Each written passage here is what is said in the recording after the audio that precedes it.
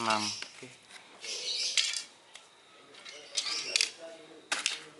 Nah, tinggal di tetesin lem.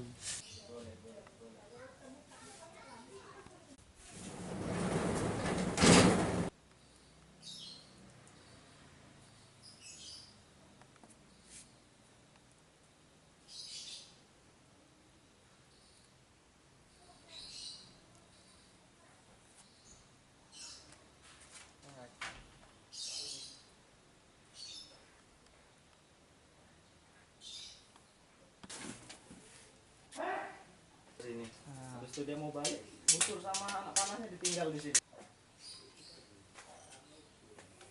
Sekitar 2 tahun semenjak resign dari perusahaan langsung buka usaha. Awal mulanya kita milih untuk buka usaha buat ini bagaimana? Karena punya hobi memanah, jadi terpikir kenapa harus beli terus busur dan alat panah ini, kenapa enggak dibuat sendiri. Akhirnya belajar mencari guru yang mau membina. Alhamdulillah dapat ilmu dari beliau-beliau itu, bukalah saya.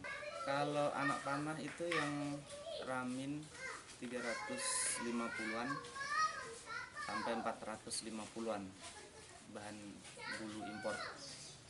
Kalau busur ini? Harga busur itu ada yang bending dan ada yang belum ya. Kalau yang sudah tipe bending seperti ini di atas 1 juta. Kalau yang belum bending itu masih busur flat, itu 700-800.